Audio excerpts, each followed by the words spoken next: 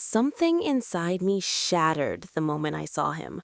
My missing husband, the man who vanished 6 months ago after leaving only divorce papers on our table, was standing in front of me wearing dust-covered work clothes, lifting bags of cement at my construction site.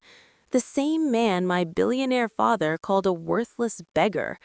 But when Julian finally told me why he disappeared that night, I realized something far worse than betrayal had been hiding in my own family, and the truth would destroy everything. Before we continue, like the video, subscribe to the channel, and tell me your country in the comments, because this story proves one thing. Sometimes the person who destroys your life is the one who raised you.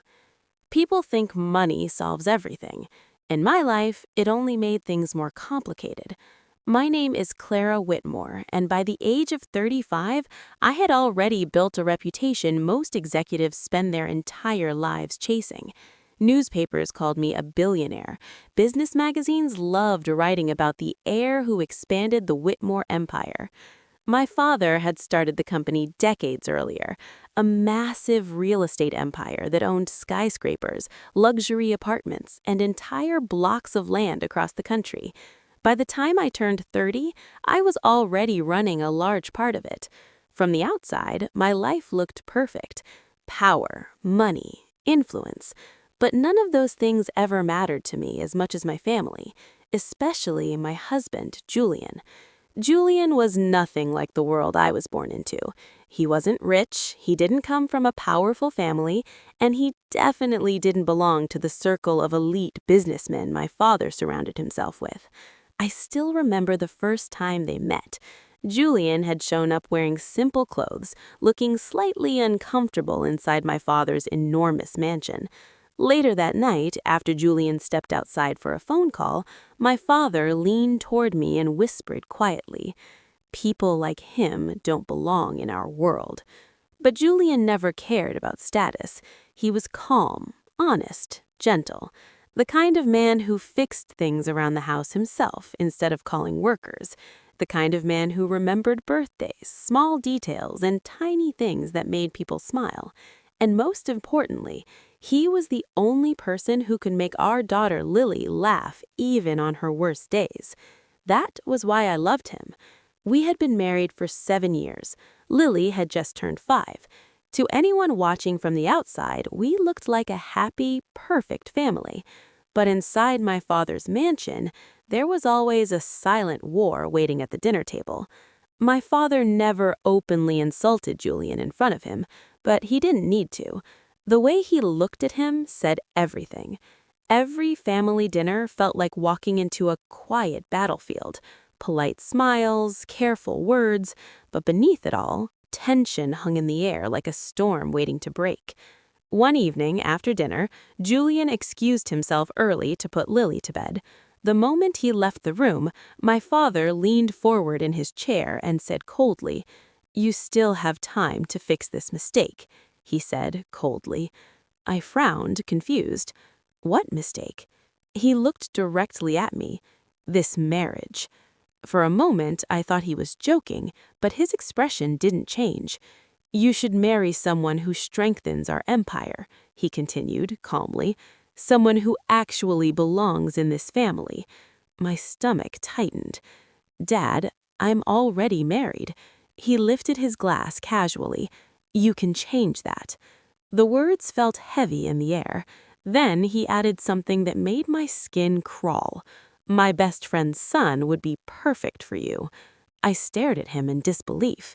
The man he was talking about was sitting at the table just minutes ago, smiling, pretending to be friendly, like my life was some kind of business deal waiting to be negotiated. "I love Julian," I said quietly. My father leaned back in his chair, completely unimpressed. "Love doesn't build empires," he replied. I didn't argue with him that night, but I never forgot those words. After that conversation, Julian and I tried our best to ignore the tension. We focused on Lily, on our home, on the small, peaceful moments we managed to carve out between work and family expectations. Movie nights with Lily, quiet breakfasts together, lazy Sunday afternoons. For a while, it almost felt like we could outrun the pressure surrounding us, like maybe love really was enough. But everything changed one rainy evening, the night I came home late from work and found the house completely silent. And that silence was the first sign that my life was about to fall apart. I looked up at my father, completely stunned. "What do you mean he finally did it?" He walked further into the living room like nothing unusual had happened. His expensive shoes clicked calmly against the marble floor. "He left," my father said simply. "Men like him always do." My hands were trembling. "He took Lily," I whispered. For the first time, my voice sounded small even to me. My father barely reacted. "He'll bring her back eventually," he said dismissively, like we were discussing something trivial. Then he picked up the divorce papers from the table and glanced over them. "You should sign these." I stared at him. "What?" "You heard me," he replied, setting the papers down again. "Don't waste your time waiting for that beggar." A sharp wave of anger shot through my chest. "He's my husband," I said. My father looked at me with cold patience. "He was your husband," he corrected. "Now sign the papers and move on." I pushed the documents away from me. "No." His eyes hardened instantly. "You're embarrassing yourself, Clara." "I'm not signing anything." "He already left you." "Then I'll find him." My father let out a quiet laugh, shaking his head as if I had said something childish. "You're a billionaire," he said. "Do you really plan to chase after a man who clearly ran away?" But something deep inside me refused to believe it. Julian would never disappear like this, not without a reason, not without saying goodbye, not without explaining. So I slowly folded the papers and placed them back on the table. "I'm not signing," I repeated firmly. My father stared at me for a long moment. Then he sighed and shook his head. "You'll regret this." Maybe he thought I would give up after a few days. Maybe he thought time would make me accept the truth. But he misunderstood one very important thing. I loved my husband, and I wasn't going to stop searching for him. Days turned into weeks, weeks slowly turned into months, but Julian never came back. 6 months passed without a single message, a single call, or even the smallest clue about where he had gone. At first, I searched everywhere. I contacted his friends, his former coworkers, even distant relatives I had barely met. No one knew anything. It was as if he had simply vanished from the world. Meanwhile, my father kept repeating the same thing every time he saw me. He ran away. Those words slowly turned into a constant echo in my head. But no matter how much time passed, I still couldn't believe it. Then, one morning, something happened that stopped my entire world. I was visiting one of our company's construction sites on the edge of the city. It was one of our biggest projects, a massive apartment complex that my company had invested millions into. The visit was supposed to be routine, just another inspection, just another business meeting. The construction site was loud and busy when I arrived. Machines roared in the background. Workers carried steel beams and cement bags across the dusty ground. Cars and trucks moved in and out of the area. I stepped out of my car wearing a simple business suit and a white safety helmet. The site manager quickly walked over to greet me. "Good morning, Miss Whitmore," he said proudly as we began walking through the construction area. "We're actually ahead of schedule." I nodded politely while he continued explaining progress. But the truth was, my mind wasn't fully there. Even after 6 months, part of me was still searching. Every crowd, every street, every stranger's face. My eyes had learned to look for Julian without me even realizing it. We walked deeper into the construction site.